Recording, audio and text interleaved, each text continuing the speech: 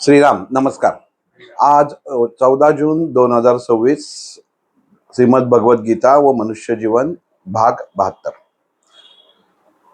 राजयोग आणि राजगुह्य योग या योगापर्यंत ज्ञानेश्वरीचा 9वा अध्याय आपण पोचलेलो आहोत.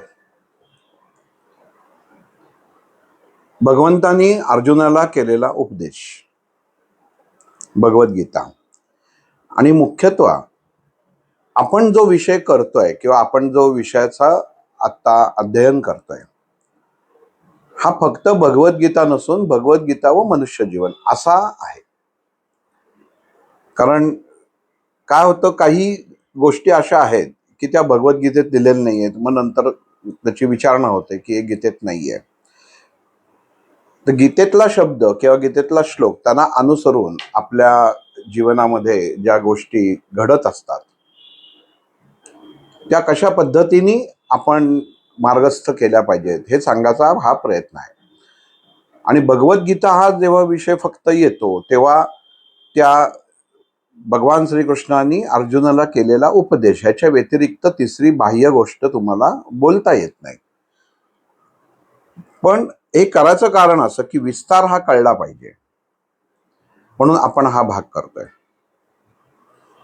दुसरी गोष्ट की हा विषय बोलताना काही वेळा भाग लहान होतो, काही वेळा मोठा होतो. ते असं काही ठरवून किंवा वाचून केलं जात नाही की किती बोलायचं. जसं नंतर निरूपण झाल्यानंतर विचारतो की कोणाला काही अडचण आहे का, कारण मलाही कळतं की आपल्यात काय बदल घडवायला हवेत, करायला पाहिजे. तर मागच्या भागामध्ये असं आलं की तोच शब्द तेच सारखं सांगितलं जात आहे. त्याचं कारण असं असतं, जेव्हा एखादी गोष्ट गुह्य असते किंवा आपण साधं सोपं उदाहरण असं करू की घरामधलं जे चंदन असतं हे तुम्हाला जर भगवंतापर्यंत आपली ऊर्जा पोचवायची असेल तर त्या साहणेवरती रोज उघडायला लागतं. तेव्हा आपण असं म्हणतो का की रोज तेच चंदन मी उघडणार नाही. पण जसं ही प्रतिक्रिया आली की तेच सांगून कंटाळा आला, असंच आत्ता बाजारीकरणामध्ये पण आपण बघतोय. आता रेडीमेडच गंध येतं, त्याच्यामुळं आपण ते वापरतो. ह्याला म्हणतात आपल्यामधले असलेल्या पेशन्सचं कमीपणा. स्वतःला कृती करायला नको.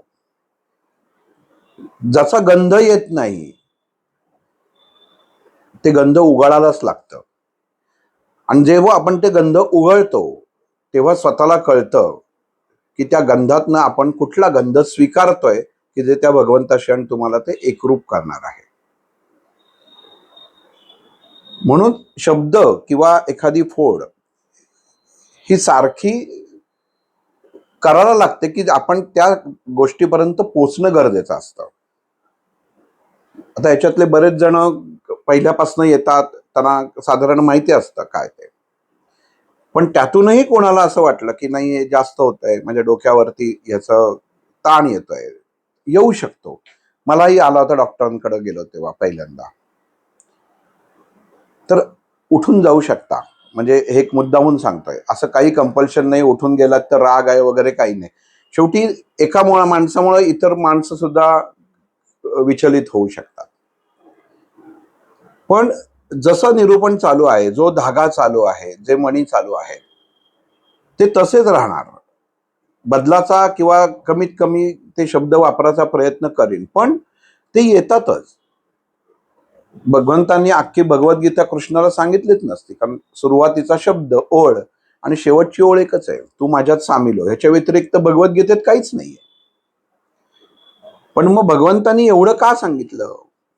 आठवण करून द्यायला लागते. आपल्याला माहिती असतं की आपण लहान मुलाला की रोज शाळेत जातो, तरी आई रोज आठवण करते मुलाला, वॉटर बॅग घेतलीस का, डबा घेतलास का, रुमाल घेतलास का. तेव्हा आपण म्हणत नाही की आई रोज आठवण करते. ह्या सगळ्या गोष्टी सांगायचं कारण असं की आपल्या मनाची मानसिक असलेली अवस्था ही स्थिरतेत नाहीयेत. आणि आपण हे निरूपण करायचं किंवा ह्या निरूपणाने पुढे जायचं कारण एकच आहे की सर्वांना ही स्थिरता आणि दृष्टी प्राप्त व्हावी आणि त्याचा आपल्या वैयक्तिक जीवनात कुठं ना कुठेतरी त्याचा आपण उत्तम ज्ञानासाठीच फक्त उपयोग करावा. आर्थिक संपत्तिक उपयोग करणं हा वेगळा भाग आहे, पण ज्ञानासाठी उपयोग करणं सगळ्यात महत्वाचा उद्देश हा आहे. तर मुळात विषयाकडे वळू आपण. राजगुह्य योगामध्ये जेव्हा भगवंताला अर्जुनाने प्रश्न विचारायला सुरुवात केली होती, तेव्हा कृष्णाने अर्जुनाला सांगितलं की तुला आतापर्यंत जे योग मी सांगितले त्यातनं तुझ्यामध्ये जे झालेले बदल आहेत किंवा तुझी जी मानसिक अवस्था आत्ता ह्या क्षणापर्यंत अक्षर ब्रह्माच्या शेवटच्या श्लोकापर्यंत जी झालेली आहे, त्यांनी मला असं वाटतं की आता तुला गुह्य गोष्ट सांगायची वेळ आलेली आहे. म्हणजे थोडक्यात सामयीची परीक्षा अर्जुनाने पास केली, मग सामयी ते वार्षिक अभ्यासक्रम आता चालू केलाय, तसं कृष्णाने त्याला सांगायला सुरुवात केली. मनाचा विचार, मन म्हणजे काय हे मागच्या वेळी भगवंतांनी अर्जुनाला मन, चैतन्य आणि बुद्धी ह्याच्यावरती आपण ह्या 3 शब्दांवरती विचार करत होतो. त्यातलं मन हा विषय पूर्ण जवळजवळ झालेला होता. आणि जेव्हा ते स्थिरतेमध्ये येतं तेव्हा देहामध्ये बाह्य स्वरूप चैतन्य निर्माण होतं आणि अंतरात्म्यामधलं चैतन्य हे तुमच्या चेहऱ्यावरती झळकतं. म्हणजे 2 प्रकारचं चैतन्य आहे. आपण उत्तम कपडे घालणं, चांगले मेकअप करणं हे झालं बाह्य, पण जो अंतरात्म्यानी चैतन्यशील असतो, त्याच्यात चैतन्य असतं, त्यांनी कुठलेही कपडे जरी घातले, काहीही आपल्या कुठला मेकअप किंवा विशिष्ट असा राहिला, टापटीप राहिला जरी नाही, तरी त्याच्या अंतरात्म्यातनं जे चैतन्य उभारतं आणि जे त्याच्या मुखावरती दिसतं त्यांनी तो ओळखला जातो. आणि हे चैतन्य भगवंत अर्जुनाला दोन्ही फरकांच्या दृष्टिकोनातनं सांगायचा प्रयत्न करताय. घटना जेव्हा घडते तेव्हा त्याची पार्श्वभूमी पण कळणं गरजेचं असतं. अर्जुनाला कृष्णाने गुह्य गोष्टी सांगायचा आता का प्रयत्न केला? सहज त्यांनी सांगितलं, अर्जुनाच्या लक्षात आलं, अर्जुन तयार पण झाला, त्यांनी गांडी उचलाची तयारी पण दाखवली, पण भगवंताने सांगितलं थांब जरा, तू तयार नक्की झालास, मी तुला काय सांगितलं, तू कर्म करायला तयार हो. तू कर्म करायला तयार झालास तेवढं माझं ऐकलंस, खांद्यावरती गांडीव धनुष्य पण तू चढवलंस, पण हे चढवताना तुझ्या संचित कर्मामध्ये ज्या गोष्टी आहेत याही तुला कळणं गरजेचं आहे. आपण जेव्हा एखादी कृती करतो तेव्हा ती आपण कृती का करतो हे माणसाला माहीत असणं गरजेचं असतं. उगाच जाऊन कोणी काही गोष्टी करू शकत नाही. रस्त्यात गर्दी होते, ट्रॅफिक जाम होते, त्यातला एखादा उतरतो आणि ती ट्रॅफिक बाजूला करतो, तो ट्रॅफिक हवालदार नसतो, पण त्याला असं वाटतं की इथली अडचण दूर व्हावी. त्याला कारण कळतं की हे सगळं गोंधळलेलं, सगळं जाम झालेलं आहे. मग भगवंत इथं अर्जुनाला सांगतात, ह्या आत्ताच्या अवस्थेपर्यंत मी तुला तयार केलंय.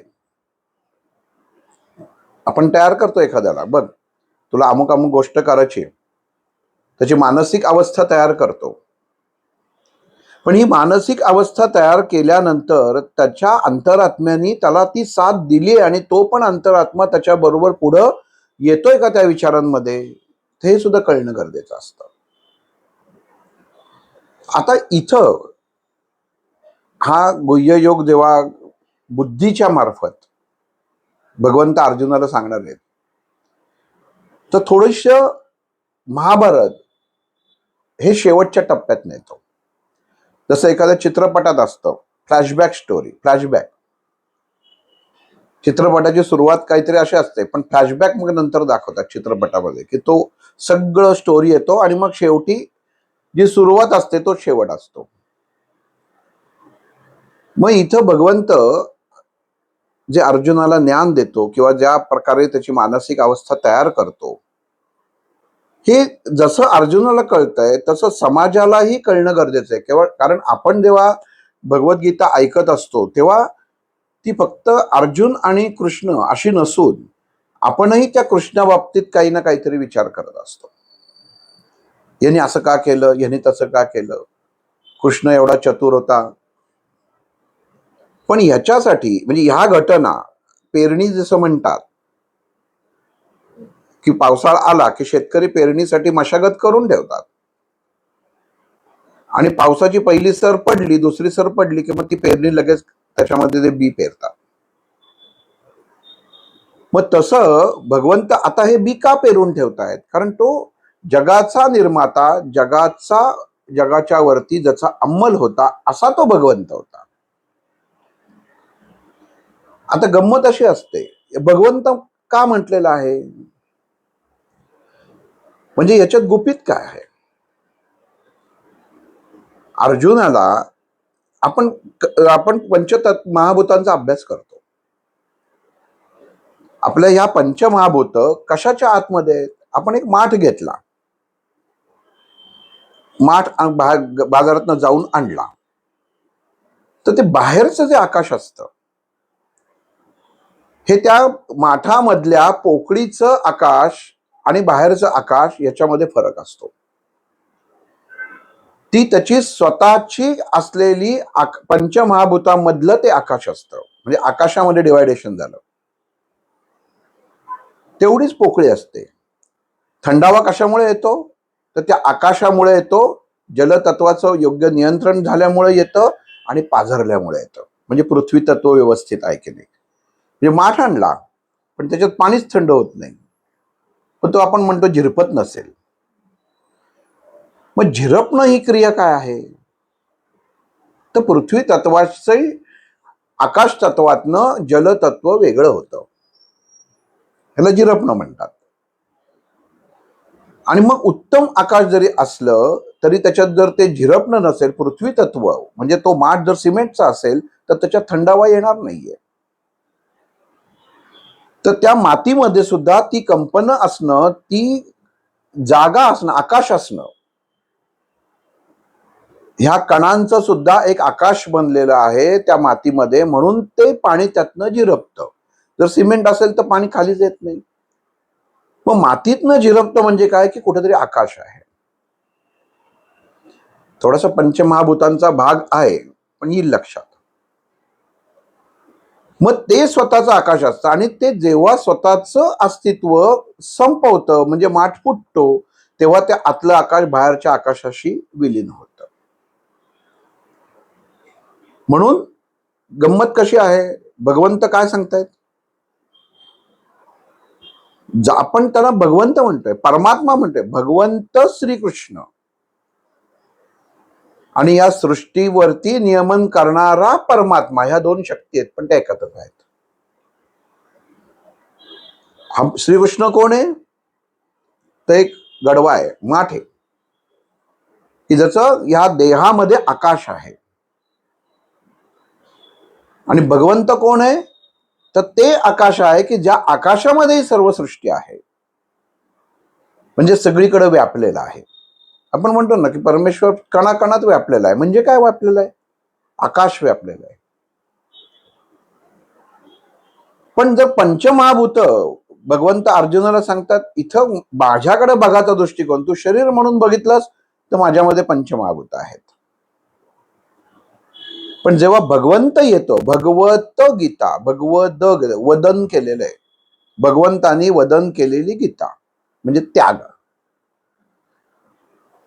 तर हे त्या आकाशातनं आलेलं आहे जे चराचरात आहे आणि त्याच्यामध्ये हे पंचमहाभूत नाही, म्हणून तो भगवंत आहे. आत्मा हा देहाचा भाग आहे, पंचमहाभूतांचा ज्या देह आहे, आत्म्याला पंचमहाभूत म्हणत नाहीत. देहाला पंचमहाभूत म्हणतात, पण आत्मा हा वेगळा आहे. म्हणून मनुष्य जेव्हा देह ठेवतो तेव्हा आपण म्हणतो की हा पंचतत्वात विलीन झाला. म्हणजे काय झालं, त्या मनुष्याच्या देहामधली ही सर्व 5 भूत ही वेगळी झाली. कुठं झाली वेगळी? आकाशात, म्हणजे त्या भगवंताच्या पाशी. मग इथनं या गुह्य योगामध्ये हा भाग पहिला समजून घेणं गरजेचं आहे. आणि इथं आपण हा विचार करताना जसं एखादा विषय समोर येईल तेव्हा लक्षात घ्यायला आपण हे सांगायचं कारण काय, की प्रत्येक वेळी असं सांगता येणार नाही हा कृष्ण बोलतोय हा परमात्मा बोलतोय. आपल्याला कळलं पाहिजे कोण बोलतंय. त्याची ओळखीची खूण काय ती तुम्हाला सांगितली. भूत असतात, भूतखेत असतात, पिशाच्च असतात. याच्यात कधी बघितलंय का की आत्मा आहे? परमात्मा त्याच्यात नसतोच म्हणून ते भूत आहे. नीट लक्ष घ्या. आपण म्हणतो एखादं भूत बघितलं, इथं एखादी सावली बघितली, त्याच्यात भगवंत आहे का? नाही तर भगवंत दिसला असता, भूत कसं दिसलं? याचा अर्थ त्याच्यामध्ये ह्याच एकरूपता नाहीये. आता तुम्ही म्हणाल भूत पिशाच हे काय भानगड, म्हणजे हे आहे असं आहे का? तर नाही, याला भगवंतानी विचार सांगितलेला आहे. मनुष्याचे विचार, आपण म्हणतो ना एखादा किती रानटी झाला, पशु बनला, राक्षसी वृत्ती तयार झाली, याचा अर्थ आपल्या विचारांशी आहे. आता भगवंत इथं थोडस अख्खी भगवद्गीता आणि महाभारत पुढे नेतो की जिथं ते संपलं. 19वा दिवस, 18व्या दिवशी युद्ध संपलं आणि 19व्या दिवशी त्या हस्तिनापुरामध्ये दरबारामध्ये 2च माणसं शिल्लक, एक धृतराष्ट्र, एक गांधारी. 95% लोकांचा संहार झालेला. कुरुक्षेत्राचं वर्णन महाभारत जेव्हा संपलं तेव्हा तिथं त्या रणांगणावरती मांसाच्या गोळ्याच्या व्यतिरिक्त काहीही नव्हतं. धर्माच्या स्थापना ज्यांनी केली अशा ह्या पांडवांनी, त्यांना साथ देणारा त्या भगवंत विदुर अलिप्त होता. काही जण माणसं अलिप्त असतात, एखादी जीवनात गोष्ट घडते पण ती माणसं अलिप्त असतात, पण ती कारणीभूत असतात कुठं ना कुठेतरी. पांडवांनी काय मिळवलं? त्यांचेही मेले, यांचेही मेले. प्रत्येक घरातला करता पुरुष, एखादा भाऊ, सगळे मेले, कोणीच जिवंत नाही. मग हा खटाटोप कशासाठी होता? एवढा खटाटोप कशासाठी? आणि तो सुद्धा या भगवंताच्या समोर. एवढी झालेलं, आपण म्हणतो ना की सगळ्यात जास्त झालेली हानी महाभारतात झाली. सगळंच संपलं, काहीही शिल्लक नाही. रथ नाही, प्राणी नाही, घोडे नाही, काहीही शिल्लक राहिलं नाही. सगळीकडे फक्त मांस होता. आणि या हस्तिनापुरामध्ये 2 व्यक्ती, धृतराष्ट्र आणि गांधारी. आणि प्रसंग मग तिथनं येतो. हा राजगुह्याचा आहे प्रसंग. हे का कृष्ण पेरणी करतोय ते ह्या प्रसंगातनं येतं. म्हणजे तिथं आहे, हा तुम्हाला नंतर योग बरोबर कळेल. 19व्या दिवशी गांधारी, ही आपली सगळी 100 मुलं मेलेली आहेत, काहीच नाही, सगळी प्रजा खलास, मुजरे करणारे हात संपलेले आहेत, कोणीही नाही, कोणी मुजरा करणार नाही, जय जयकार करणार नाही. अशा सिंहासनावरती हा अंध धृतराष्ट्र बसलेला आहे रडत, आणि गांधारी त्याच्या बाजूला बसलेले आहे. व्यासांनी वर्णन करताना केलेलं आहे की जीवनातला काळोख आणि मनातला काळोख पहिल्यांदाच एकत्र झाला. धृतराष्ट्र तर आंधळाच होता, गांधारींनी पट्टी बांधून घेतली होती. पण महालामध्ये सुद्धा अंधार होता. आणि या अंधारामध्ये एक पंटी लावली गेली होती, एक दिवा लावला गेला होता, आपण असं म्हणू. आणि गांधारीच्या मनामध्ये अतिशय चीड उत्पन्न झाली होती ती कृष्णाच्या संदर्भात. व्यासांनी ह्याचं वर्णन कृष्णाचं योगेश्वर कृष्ण केलेलं आहे. योगेश्वर म्हणजे जो योग घडवून आणू शकतो असं ईश्वरी तत्व. तिथे कृष्ण म्हटलेलं नाहीये, वसुदेव म्हटलेलं नाहीये, योगेश्वर म्हटलेलं आहे. असा योगेश्वर कृष्ण. भूमिका बघा, भूमिका काय असते ना, त्याच्यातनं गोष्टी घडत असतात. गांधारीच्या मनामध्ये प्रचंड राग आलेला असतं, माझं सगळं गेलं, मुलं गेली, दुःख झालेलं असतं. आणि या सगळ्याला कारण ती फक्त कृष्णाला मानत असते. आणि कधी एकदा राग त्याच्यावरती, आपण म्हणतो ना की मनुष्य चिडला की ती भडास कधी एकदा उगतो, तसं तिला झालेलं असतं. पण हातापायात बल नसतं. पण नियम, परिस्थिती आणि वेळ यांची सांगड घालणारा म्हणजे भगवंत. 19व्या दिवशी येतो. भारेकरी येतो आणि सांगतो की वसुदेव आलेले आहेत. तर म्हटल्या म्हटल्या त्या गांधारीची तळपायाच्या मस्तकाला जाते. बस, आज सगळं भडास जेवढी याच्याबद्दल होती, हा जे आत्तापर्यंत डावपेच टाकत आलेला आहे, हा गनिमिक आवाज जो करत आलेला आहे, आज सगळं बोलून मोकळं होणार. आज काही शिल्लक ठेवणार नाही. एकदा येऊ दे, कारण हाच सगळ्याला कारणीभूत आहे. हा पाहिजे तर युद्ध थांबवू शकला असता. पहिलं मी याला आलेलं विचारणार आहे की तुझ्यामुळं हा एवढा नाश झालेला आहे. हे जे जगतामध्ये सगळं त्यावेळी ते जेवढे सगळीकडचे राजे बीजे हे सगळे त्या युद्धात, महायुद्धच असं म्हटलं जातं, सगळं नष्ट झालेलं होतं. आणि गांधारी सगळ्याचं कारण ह्या कृष्णाला समजत होते. व्यासांनी वर्णन करताना असं केलंय. व्यास रचित आहे. रचलेली गोष्ट जशी रचली जाते ना, त्याच्याप्रमाणे ती भावना उत्पन्न करते. आणि व्यासाने ह्या रचलेल्या ज्या महालामध्ये दोन अंध व्यक्ती, तो काळोख आणि ती जी एकच ज्योत, ती प्रकाश द्यायचा प्रयत्न करत होती, हा योगेश्वर कृष्ण जेव्हा आत प्रवेशला तेव्हा ती ज्योत सुद्धा हलायला लागली घाबरून. म्हणजे एक डोळ्यासमोर एक विजन आणा.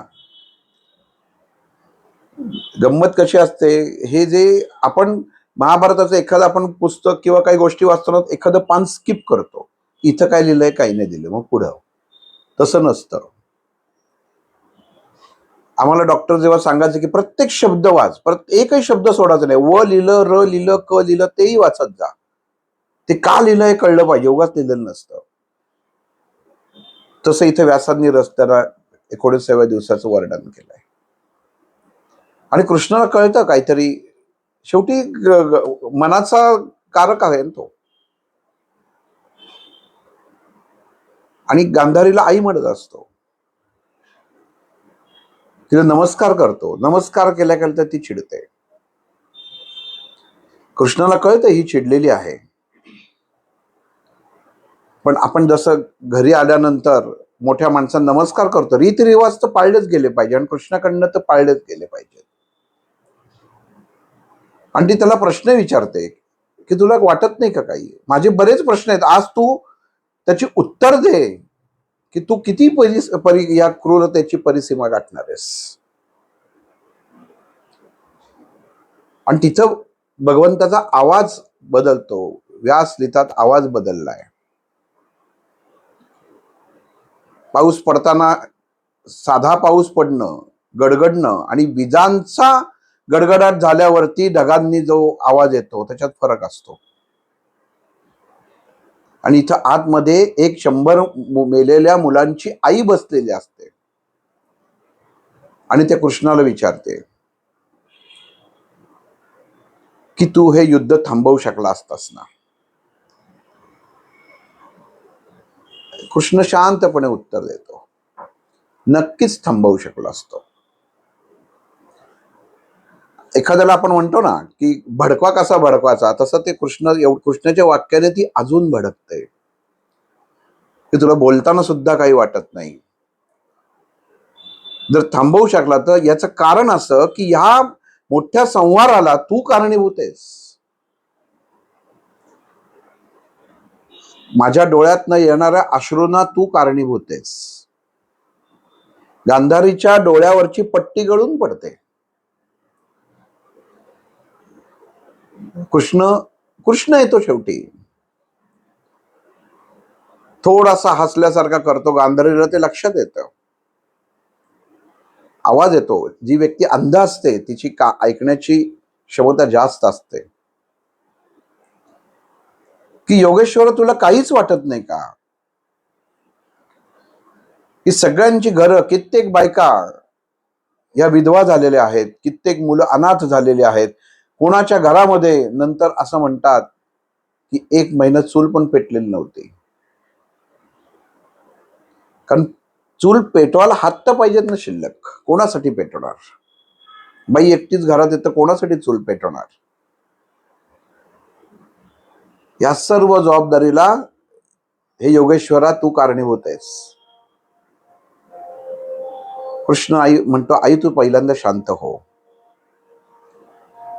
व्यासांनी इथं कृष्णाचा आणि गांधारीचा संवाद साधताना आई हा शब्द मुद्दामून वापरला आहे, कुठेतरी भावना जागृत व्हावी याच्यासाठी. आणि तिथं गांधारी म्हणते, तू तुझं अजूनही हे तुझं वागणं आहे, बोलणं आहे, हे मला पटत नाही. की ज्यांनी जग फसलं पण मी फसणार नाही, मला उत्तर दे, तू हे युद्ध का नाही थांबवलंस? आणि मग तिथे कृष्ण सांगतो की याला कारणीभूत मी नक्कीच आहे, पण याला जन्म तू घातलेला आहेस. दुर्योधनाला एखादी आईने जसं वाया घालवते, जसं दुर्योधन मांडीवत असताना तुला आनंद झाला होता, दुर्योधनासारखा मुलगा माझ्या पदरी आला म्हणून तुला आनंद झाला, पण जसा तो चालायला लागला आणि त्याचे गुण दिसायला लागले, तेव्हा तू तुझ्या आईतली माया त्याच्याबरोबर कायम ठेवलीस, जी तुला तोडणं गरजेचं होतं. जिथं भगवंतानी इथं त्याला संस्कार सांगितलं की तू त्याला कायम पदराखाली ठेवलंस. हिला थोडासा बाण फुटतो आणि म्हणतो, तुला माझ्या मुलामध्ये कधीच गुण चांगला दिसला नाही, तो फक्त नालायक आणि वाईट आहे एवढंच तुला कायम दिसलं? तो म्हणतो अजिबात नाही. कृष्ण म्हणतो अजिबात नाही. तुझ्या मुलासारखा महापराक्रमी होणे नाही. वर्णन कोण करतंय? भगवान श्रीकृष्ण.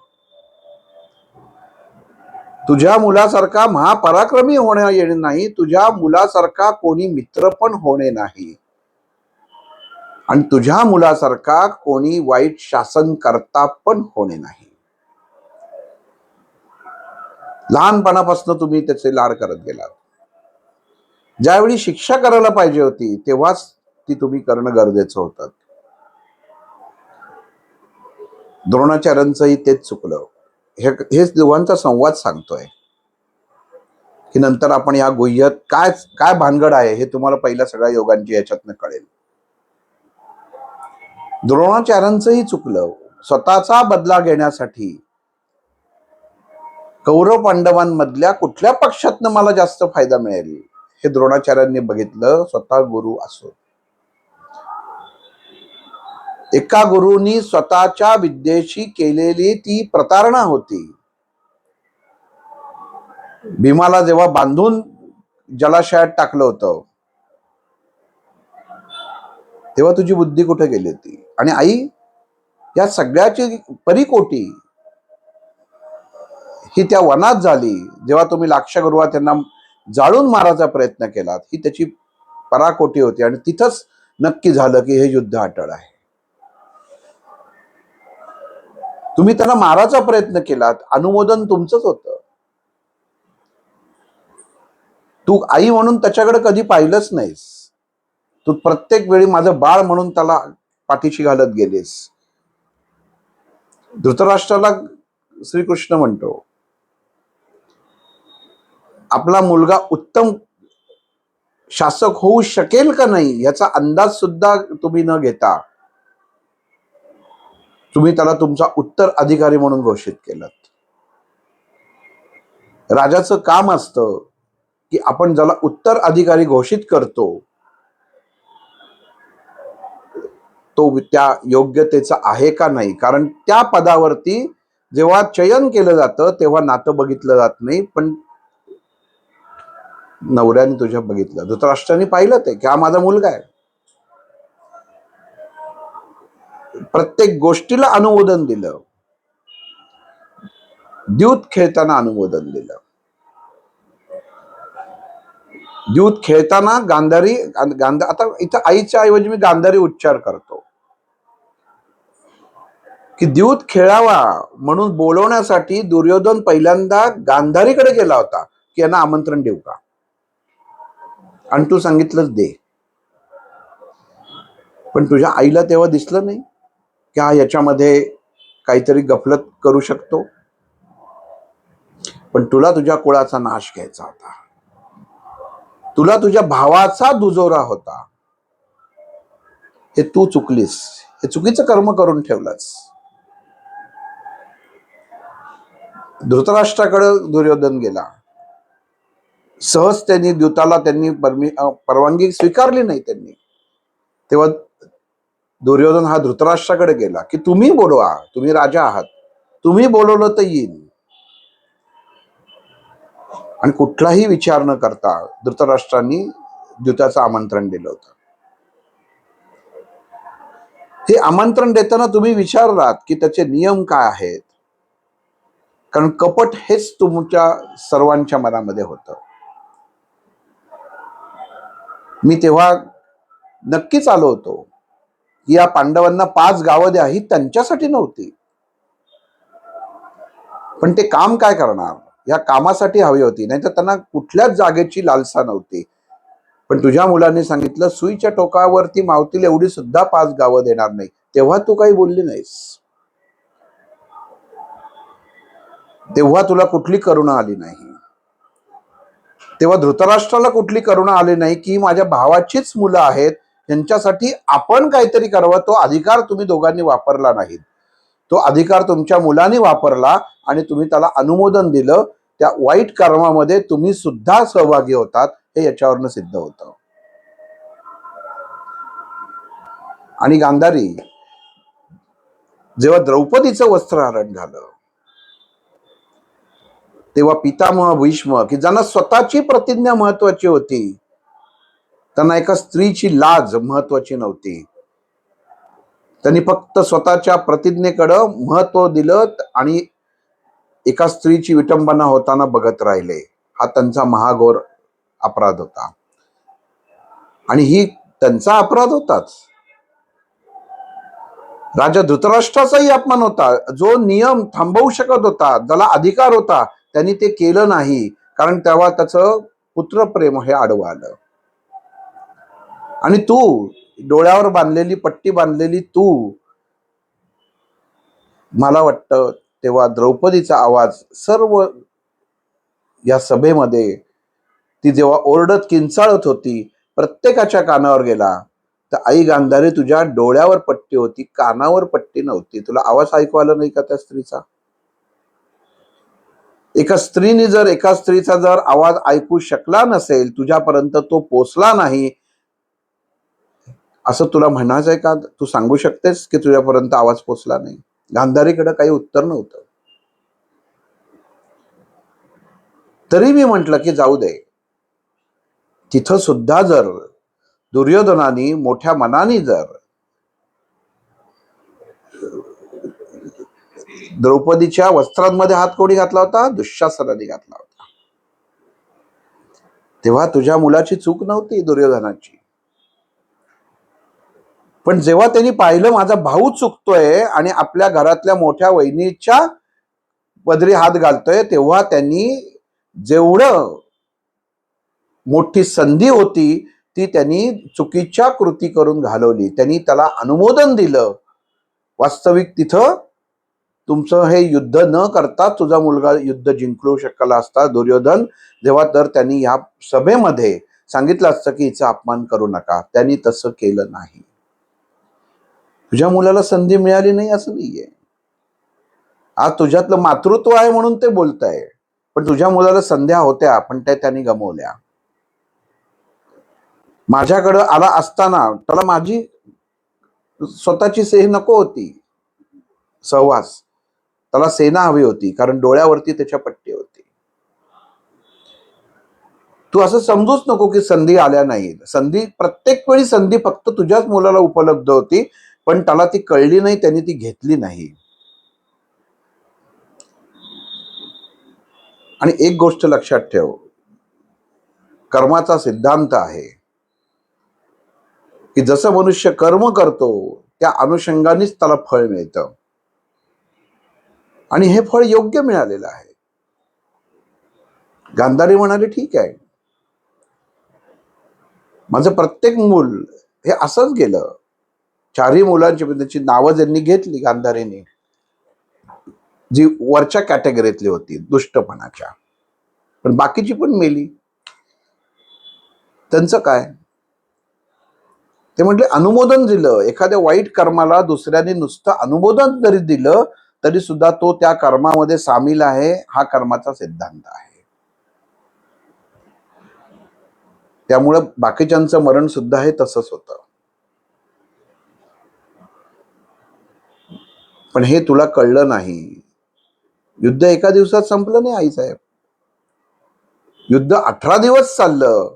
तुझी मुलं जोपर्यंत जिवंत होती, हेच प्रेम तुला अभिमन्यू जेव्हा चक्रव्यूहामध्ये मेला तेव्हा तुझ्या मनातलं हे प्रेम जागृत अवस्थेत आलं नाही. तेव्हा तुम्ही विजय साजरा केलात.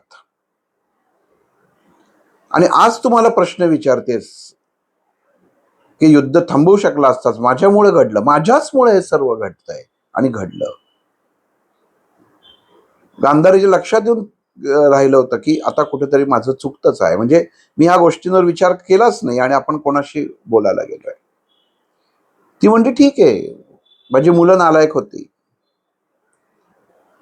पण बाकी जो एवढा मोठा संहार झाला त्यांचं काय? मग तेव्हा कृष्णाने गांधारीला सांगितलं की जेव्हा मोठं झाड जेव्हा उपटलं जातं मुळापासनं, तेव्हा त्याच्या फांद्या पण त्या झाडापासनं वेगळ्या झालेल्या असतात. ह्याच्यातले प्रत्येक व्यक्ती हा त्याच्यामध्ये सामील होता आणि सगळेजण स्वार्थासाठी सामील होते आणि प्रत्येकाला त्याच्या वर्तनाप्रमाणे शिक्षा मिळाली. कर्माचा सिद्धांत असा नाहीच आहे की कोणाला कमी आणि कोणाला जास्त. प्रत्येकाला, तुझ्या भावाला सुद्धा जी शिक्षा मिळाली ती सुद्धा तशीच मिळाली. आणि तुझ्या भावाने मरणाच्या आधी तुझ्याशी संवाद साधला होता की आपल्या कुलाचा मी बदला घेतलेला आहे. तेव्हा तू काही बोलली नाहीस, कारण तेव्हा तुझा मुलगा जिवंत होता. मुलगा जेव्हा तुझा रणांगण सोडून पळाला तेव्हाही तू आली नाहीस. तेव्हाचही तू जर मला म्हटली असतीस काहीतरी कर तर मी करू शकलो असतो, पण तेव्हा तू आली नाहीस कारण तुझा अंधविश्वास होता की माझ्या मुलाचाच जय होणार. आणि इथंच तुझं चुकलं. अधर्म जिथं असतो तिथं जय नसतोच. पांडवांनी काय मिळवलं? सगळंच गमवलंय. सृष्टीचा नियम आहे, त्यांच्याकडं विजयोत्सव साजरा नाही झालेला.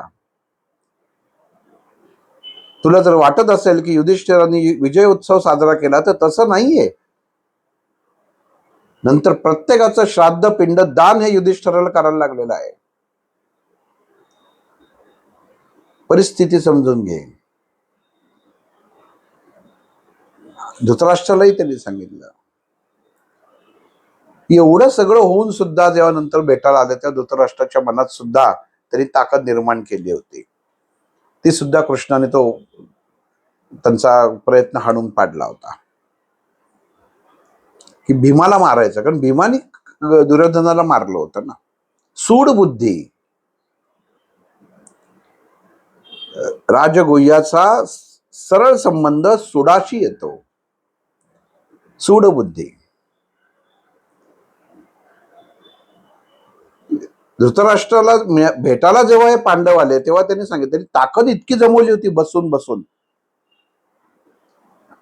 की जेव्हा तो मिठी मारणार भीमाला, त्या भीमाचे तुकडे झाले असते. कृष्णाच्या लक्षात आलं जेव्हा हे संभाषण चालू होतं तेव्हा. कारण ह्या संभाषणामध्ये धृतराष्ट्र बोलतच नव्हता. कृष्णाला आश्चर्य वाटलं की इथं दोन संवाद चालू आहेत, बापाला एकही प्रश्न पडू नये, बापांनी काही विचारू पण नाही. मग त्याच्या लक्षात आलं की हा साधनेने स्वतःमधली ऊर्जा वाढवतोय, हा काहीतरी तयार करतोय आपल्या मनामध्ये. आणि कृष्णाने ओळखलं की हे असं असं आहे. मग नंतर ते पांडव जेव्हा येतात तेव्हा तो लोखंडाचा पुतळा घेतला जातो, त्याचे तुकडे होतात. म्हणजे ताकद बघा किती. मग नंतर बाकी सर्व गोष्टी सामोपचाराने तिथं व्यासांनी नंतर थांबवलेल्या आहेत. पण ही गोष्ट सांगायचं कारण असं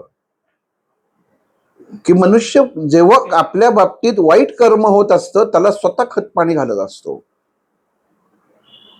त्याने तिथं ते थांबवलं पाहिजे, ते तो थांबवत नाही. भगवंताचा न्याय लगेच नसतो की तो चुकीच्या मार्गाने, तो संधी देत असतो. अनेक संधी त्यांनी जसं दुर्योधनाला दिल्या, सर्वांना संधी दिल्या. महाभारताचा अभ्यास केला, वाचला तर लक्षात येईल सगळ्या पांडवांपेक्षा सर्वात जास्त संधी कृष्णाने कौरवांना दिल्या होत्या की तुम्ही याच्यातनं बाहेर पडा. नीट अजूनही वेळ गेलेली नाही, पण कोणीच ऐकलं नाही. कारण ज्या गुरूंकडनं ज्ञान मिळालं, पांडवांना त्याच गुरूंकडनं ज्ञान मिळालेलं होतं. पण वाटताना विष कौरवांकडे वाटलं गेलं आणि उरलेलं काहीच नव्हतं. ते पांडवांच्या नशिबात आलं आणि त्यांनी त्याचं सोनं केलं. नाही तर दोघांचेही गुरु एकच, जो मला सांभाळतोय, जो उत्तम आहे, म्हणून कौरवांची साथ. मग गुरु नुसता असून उपयोग नाही, त्याची जर बुद्धी भ्रष्ट असेल, ती घाण असेल, विचारधारा चुकीची असेल, तर त्याला शिक्षा मिळाल्याशिवाय राहत नाही. हा कर्माचा सिद्धांत आहे. हे भगवंतांनी जेव्हा अभिमन्यूसाठी द्रोणाचार्यांनी चक्रव्यूह रचला आणि शेवटी सांगितलं ह्याला मारा, हा बाहेर पडेल नाही तर. अभिमन्यूला माहित नव्हतं बाहेर कसं पडायचं, आणि त्यांनी तो चक्रव्यूह बंद केला. जसं दार बंद करतात तसा तो व्यूह बंद केला. कोणी केला? द्रोणाचार्यांनी केला नाही, एका गुरुनी केला. जीवनामध्ये गुरु प्राप्ती होते, पण ती जीवनाच्या प्रत्येक पायरीवरती ते गुरु वाक्य, गुरुची वचन, गुरुची सत्यता योग्य असेल तर त्याचा, त्या माणसाचा, त्या शिष्याचा भाग्योदय झाल्याशिवाय राहत नाही. पण ते जर चुकीचं असेल तर त्याचा ऱ्हास झाल्याशिवाय राहत नाही. हे द्रोणाचार्य आणि कौरव यांच्यामधलं नातं इथं कळतं. सगळे त्याचेच शिष्य, त्यांनी शिकवलेलं, आणि गुरुच सांगतायत ह्याला सोडू नका, मारा. मग गुरु आज्ञामानाची, गुरु शिकवलेल्या गोष्टींवरती चालायचं का काय करायचं? म्हणून भगवंत इथं सांगतात की गुरु सुद्धा करताना डोळे उघडे ठेवून करणं गरजेचं आहे. तात्पुरतं जाऊ नका त्याच्याकडं. त्याचे गुरुचे गुण बघा, कोणालाही गुरु करू नका. गुरुचे गुण दोघंही बरोबर होते, पण दोघांना वागणं वेगळं होतं. म्हणून नंतर पांडव बाजूला झाले. पण हे इथंच चिकटले. आणि क्षणोक्षणी युद्ध घडलं, त्याचं क्षणोक्षणी हे पहिल्यापासून रोज तयार होत होतं. ज्याला रोज भगवंत येऊन सांगत होते की असं नको व्हायला, असं नको व्हायला. द्रोणाचार्यांना काही सांगितलेलं नव्हतं कृष्णाने की तुम्ही वागताय, तुम्ही जे गुरु म्हणून आहात, आचार्य द्रोण, गुरुद्रोण नाही म्हटलं, आचार्य द्रोण म्हटलं होतं. आचार्य पद, आचार्य ही पदवी वेगळी. मागं एका सांगितलं निरूपणात, गुरु वेगळा, आचार्य वेगळा. द्रोणांना आचार्य द्रोण म्हणलं जायचं की तुम्ही जे शिकवताय ते चुकीचं शिकवताय. भगवंत म्हणतात हा याच्यासारखा माणूसच पाहिला नाही, हा गुरु कसा म्हणायचा याला. एका निस्वार्थी शिष्याला त्याचा अंगठा मागतो हा, का तो माझा स्वार्थ साधण्यासाठी. असा गुरु असतो. भगवंत चुका बाजूला काढ, म्हणजे विश्लेषण जेव्हा करतो की नाही आपण, हे का घडलं, कशासाठी घडलं, ते ह्या गोष्टी पण कळणं गरजेचं असतं. मग द्रोणाचार्यांची तिथं चूक, भीष्माचार्यांची ती चूक, कृपाचार्यांची चूक. द्रोणाचार्यांनी सांगितलं हा बंद करा चक्रव्यूह आणि आतच मारायचा. आणि पहिलं सांगितलं कोणी, पहिला घाव कोणी घातला, कृपाचार्यांनी, गुरु. कृपाचार्यांचं एक वेगळं चरित्र आहे. आपण जर बघितलं तर कृपाचार्यांचं नाव कुठं दिसतं का जास्त, कुठला पराक्रम किंवा काय, त्याच्यामध्ये चरित्रच वेगळं आहे. आणि या चरित्रामधनं मग कळतं की आपण चुकीचं पेरलं की किती काय त्यांनी घडू शकतं. मग याची सर्वाची सुरुवात ह्या कौरवांनीच केलेली होती, जे भगवंत या अक्षर ब्रह्मापर्यंत अर्जुनाला सांगायचा प्रयत्न करत होते. पण गुह्यता ही होती की उगाच कर्माचं फळ मिळत नाही, कुठंतरी असतं. आपल्या जीवनामध्ये सुद्धा कसं असतं, कर्माचा नियम भगवंत कसा सांगतो की तुम्ही समोरच्याकडे कसं बघताय ना, त्याच्यावरती तुमचं सर्व अवलंबून आहे. हेवे दावे षडरिपूंना जवळ ठेवणं आणि त्यांच्यावरती नियंत्रण ठेवणं, भगवंतांनी त्याच्यासाठी कायम प्राधान्य दिलं. सगळं दिलेलं आहे तुम्हाला, गुण पण सगळं, चांगलं वाईट सगळं दिलेलं आहे. जिथं मेडिकलचं जे औषध निर्माण होतं तिथं विष पण निर्माण होतं, तिथं विष पण विकलं जातं आणि त्याच विषातनं त्याच विषाचा डोस बनवला जातो, म्हणजे विषानीच विष मारलं जातं. मग भगवंतांनी सर्व इथंच निर्मिती करून ठेवलेली आहे या सर्व गोष्टींची. पण इथं सांगतात मग पार्था, मनुष्याची विचारधारा ही जर त्यांनी बदलली तर मनुष्य उत्तम गती प्राप्त करू शकतो आणि उत्तम विचारधारणेने कर्म करू शकतो. आणि प्रत्येक कर्माला लगेच फळ मिळेल असं नसतं, काही कर्मही संचितात जातात. आणि लक्षात ठेव, त्या बाळाचा जसा जीव गुदमरल्याशिवाय त्या बाळाला जग बघता येत नाही. आपल्याला असं वाटतं का आईच्या पोटामध्ये बाळ एकदम छान असेल, खेळत असेल वगैरे, काय ते आपण म्हणतो बघ कसं लाथा मारतोय, काय आत काय माहिती त्या बाळाचं काय होतंय, बाहेरून कसं कळतं की आतनं लाथा मारतोय. माणसाचा जीव गुदमरला तरी मनुष्य हातपाय झाडतो. मग भगवंत इथं एक म्हणजे महाभारत सोडून थोडं विषयांतर केलं तर सगळ्यात जास्त भोग मनुष्याला कुठं भोगातनं जीवनाची उत्पत्ती आहे, ते म्हणजे आईचं गर्भाशय. सर्व घाण बाजूला असते, त्याच्यामध्ये त्याला ते राहायला लागतं त्या बालकाला. प्रत्येक आईच्या कृतीवरनं, त्या श्वासावरनं, तिच्या हालचालीवरनं प्रत्येक त्या बालकाला स्वतःचं अस्तित्वच नसतं, भोगच भोगायला लागतात. म्हणजे जन्माच्या अगोदरच एवढे भोग असतात. तसं चला तो चित्रपट असतो, पुढं काय करायचंय तुला. आणि भगवंत तेच सांगतो की अर्जुना, माणसाच्या विचारांमध्ये सुद्धा हाच जन्म घेतं, एका क्षणामध्ये जन्म होत नाही. विचारांमध्ये सुद्धा मनुष्य बदल्याच्या भावनेने, म्हणजे इथं भगवंत सांगतायत की एखाद्याचा दुश्वास करणं हे सुद्धा महागात पडू शकतं, किंवा एखाद्याचा आपण दुष्टपणा करणं हे सुद्धा महागात पडू शकतं. इथं दुष्टपणा झाला होता म्हणून सगळं झालं होतं. द्रौपदीलाही भोगायला लागलं होतं. आंधळ्याचा मुलगा म्हणायची गरजच नव्हती. तसंच त्याचं कर्माचं फळ होतं. पण ते इतकं होतं हे माहित नव्हतं. मागील भागांमध्ये सांगितलं होतं की तिने शेवटी नवरा पण काही उपयोग नाही, कोणीही उपयोग नाही, भगवंत शेवटी मदतीला आला. मग हे भोग सुद्धा नंतर पांडवांना भोगायला लागलेले आहेत, ते सुटलेले नाहीयेत. तळतळ जी असते ही लागल्याशिवाय राहत नाही. आपण म्हणतो ना तळतळ असते ती लागल्याशिवाय, तसंच हा भाग आहे.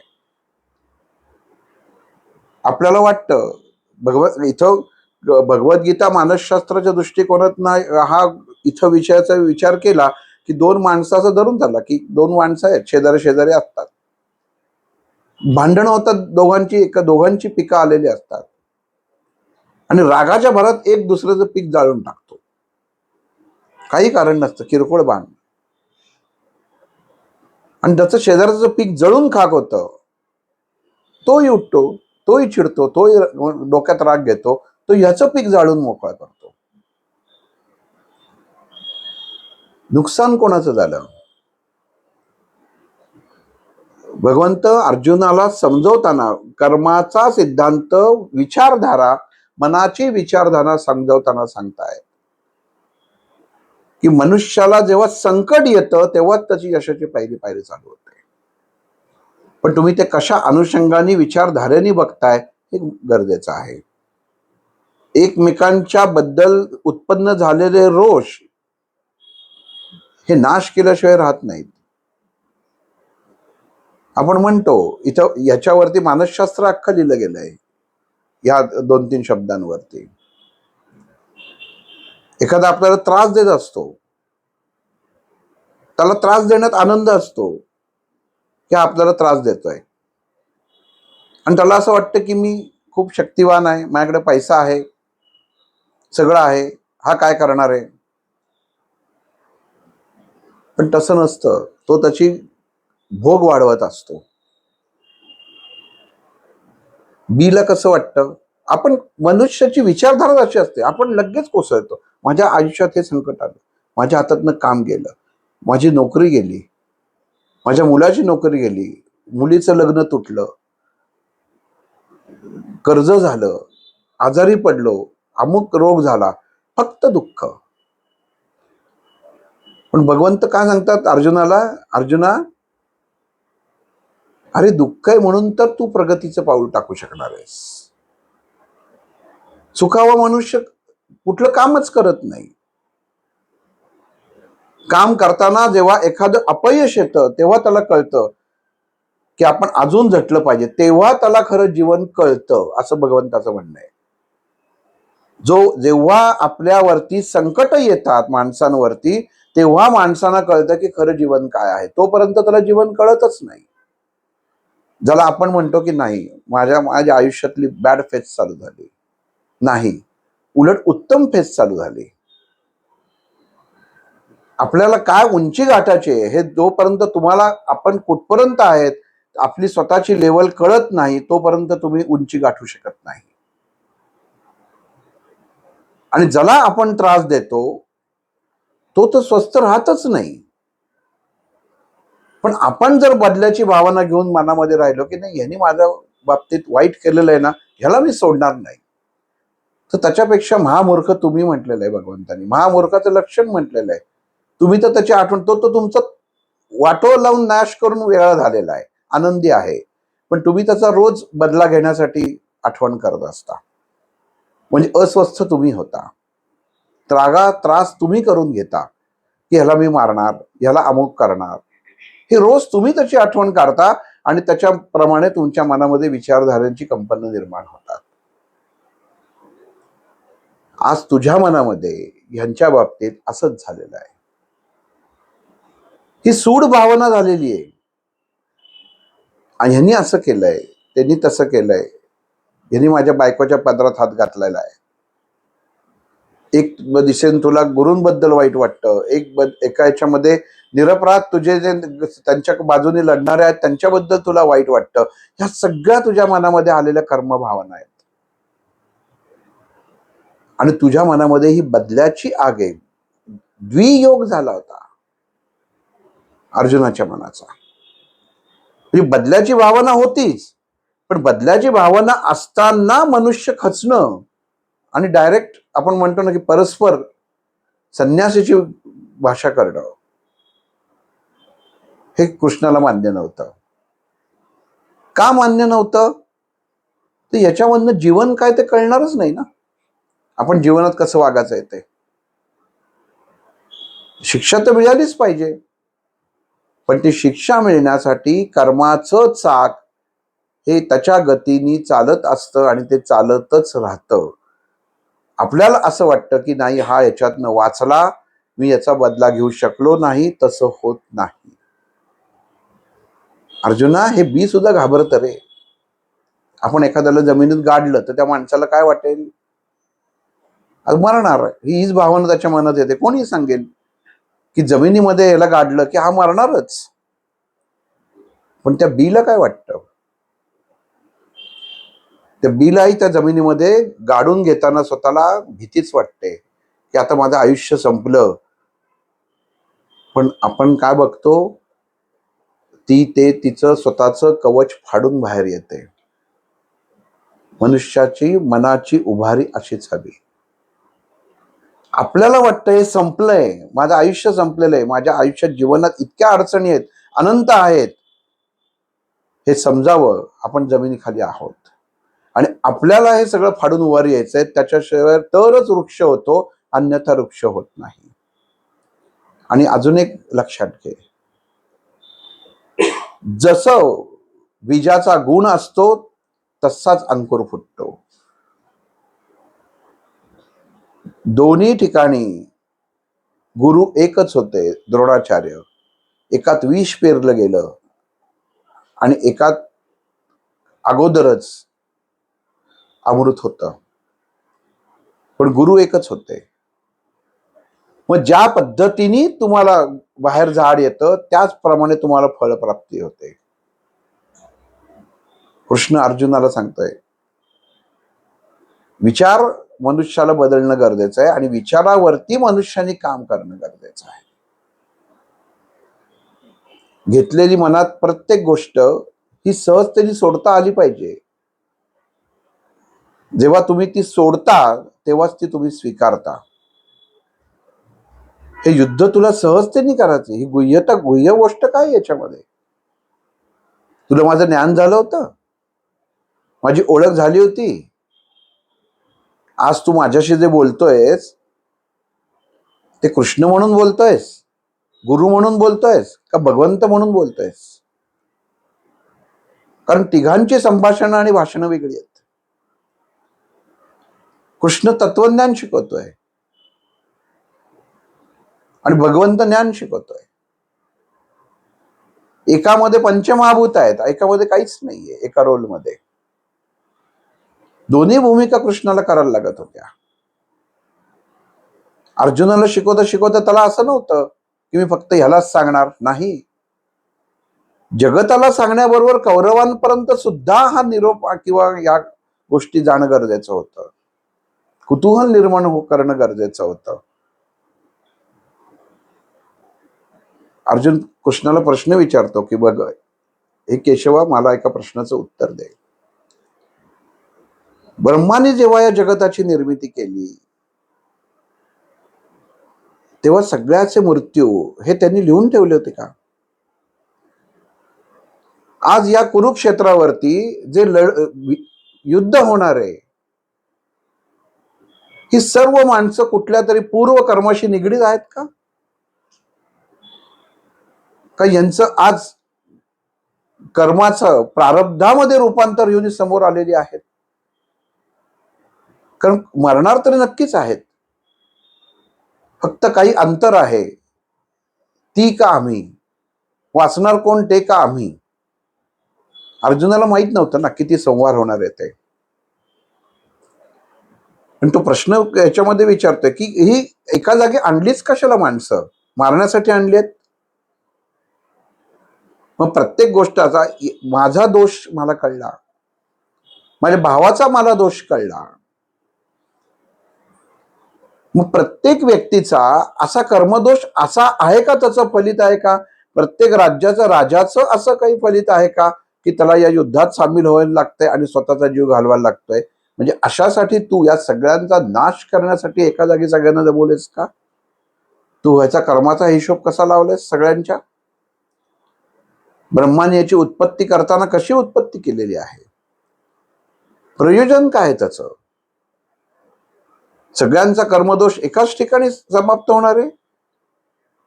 पण आम्ही मुख्य कोण? आम्ही लिखाण कोणावर असं महाभारतात लिहिलंय की याचा हा सेवक होता, त्याचं ते कर्म होतं. व्यासांनी पण महाभारत लिहिताना फक्त कौरव पांडवांवरतीच लिहिलेलं आहे. बाकी सेना म्हटलेलं आहे. मग सेनामधला प्रत्येक शिपाई असेल तर त्याचं कर्म काय आहे? कारण हिशोब सगळ्यांना सारखा. भगवंत इथं अर्जुनाला सांगतात की पार्था तुझा प्रश्न उत्तम आहे. ब्रह्माने जग निर्माण करताना त्या ब्रह्मांडातनं अनेक अवस्था निर्माण झाल्या. पण या अवस्था निर्माण झाल्यानंतर जेव्हा देह धारण करण्याची वेळ आली तेव्हा प्रत्येकाने जे देह धारण केले हे ह्याच्यासाठीच धारण केले की मला कधी ना कधी एकत्र करून मरायचं आहे. अर्जुनाला ही गोष्ट पटलीच नाही. अर्जुन भगवंताला म्हणतात नाही, मला तुझं म्हणणंच केशव पटत नाहीये की एक आत्म्यानी सर्व ठिकाणी एकत्र येऊन स्वतःच जीव द्यावा किंवा जीव मोकळा करावा, असं जर तुझं म्हणणं असेल तर म्हणजे तुझं असं म्हणायचं आहे का की एकाच वेळी या सर्वांची निर्मिती झालेली आहे? सगळ्यांची विचारधारा ही ब्रह्मामुळे निर्माण झालेली आहे. हे विज्ञानाद्वारे तू मला सांग. तू सांगितलं म्हणून सांगू नकोस. तुझी नारायणी सेना कुठे दिसतेय? जो आभास आहे हा तू आभास का निर्माण केलास? तुला असं वाटत नाही की तू आभास निर्माण करून माझ्याच भावावरती एक चुकीचं हे करतोयस? की त्याला असं वाटतंय की आपल्या भोवती आपल्या बरोबर नारायणाची सेना आहे, पण तो आभास आहे त्याला कुठं कळतंय? आणि तू जर स्वतःला परमेश्वराचा अवतार समजत असेल तर तुला असं वाटत नाही ही चूक तुझ्यातनं पण घडलेली आहे की तू जरी तो वाईट वागला तरी तू त्याला फसवत आहेस की एका ठिकाणी मी पाहिजे का, एका ठिकाणी माझी लढणारी नारायणी सेना पाहिजे? हे तू मला सांग. आभास निर्माण करणं म्हणजे लोकांची फसवणूक नाही का? मग जीवनाचा आभास निर्माण जेव्हा परमात्मा करतो तेव्हा त्या जीवाची फसवणूक होत नाही का? मग जीवन द्यायचंच कशाला? व्यासांनी एका मांसाचे 100 तुकडे केले.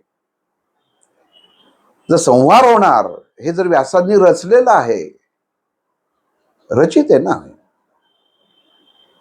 मग निर्मितीच कशासाठी? एकाचीच निर्मिती करायची, 100ची निर्मिती का केली? भले गांधारीने 100 पुत्र मागितले पण यांनी का दिले? आणि ते 100 पुत्रांना आज इथं त्यांचं काहीही कारण नसताना, संबंध नसता स्वतःच्या मोठ्या भावासाठी त्याला स्वतःचा त्यांना जीव मोकळा करायला लागतोय. निसर्गाचा नक्की नियम काय आहे? युद्ध होणं का संहार काय असतो? मग एवढा मोठा घडलेला संहार हा तुला मान्य आहे का की त्याचा तू साक्षीदार आहेस, तुझ्या समोर घडलेला आहेस? मग याच्यातनं तू आनंदी आहेस का दुःखी आहेस? धर्माची स्थापना करण्यासाठी जर हे युद्ध असेल तर धर्माची स्थापना करण्यासाठी एवढी प्राणांची आहुती देणं गरजेचं आहे का की जे निर्दोष आहेत त्यांची आहुती दिली जाते? त्याचं तू उत्तर दे. भगवंतांनी अर्जुनाकडे पाहिलं आणि फक्त हसले ते आणि अर्जुनाला म्हणाले, अर्जुना, एखाद्या वारुळामध्ये हजारो मुंग्या असतात. आज तुला समोर तुझा दृष्टिकोन असा आहे की ह्या तू देहात बघतोयस, तू सूक्ष्मात बघत नाहीयेस. पण जेव्हा एखादा पाऊस येतो आणि ते वारुळ जेव्हा ते फुटतं तेव्हा त्या हजारो मुंग्या एका क्षणामध्ये मरतात. हा दृष्टिदोष झाला. पण यांनी समाधान होत नाही. अर्जुन म्हणला, मला केशवा याने समाधान होत नाही, मला समाधानकारक उत्तर दे. ही तुझी एक कुठली तरी नीती आहे मला उत्तर द्यायची. निर्मितीच का केली ब्रह्मानी? जर का त्याला आनंद वाटला आणि तू त्याचा साक्षीदार, तू आता सगळं सांभाळून घेतोयस, तुला असं वाटत नाहीये का की कुठंतरी चूक होतीये? गुह्यतेमध्ये गोष्ट, आपण जेव्हा एखादी गोष्ट गुह्य गोष्टीचा संदर्भ घ्यायला जातो तेव्हा प्रश्नही तसेच पाहिजे. अर्जुनाचा प्रश्न चुकीचा नव्हता. आमच्या भावंडांमध्ये युद्ध जाऊन मेली असेल, पण हे बाकीचे का? त्यांना तू का आणलंस? त्यांना तू एका जागी का जमवलंयस? एखाद्याला शिक्षा देण्यासाठी एका ठिकाणी आमंत्रित केलं जातं आणि मग काहीतरी केलं जातं. तसं हे सामुदायिक का आहे? तुला कशासाठी वाटतं की हा सर्व वंशांचा विनाश व्हावा? असं तुझ्या ह्याच्या पाठीमागे तुझा हेतू काय आहे? आणि धर्म स्थापन झाल्यानंतर त्या धर्माचा जय जयकार करण्यासाठी, त्याची पताका घेण्यासाठी जर एखादी व्यक्तीच जर जिवंत नसेल तर धर्म स्थापन कसा होईल केशवा? याचं उत्तर तुम्हाला दे.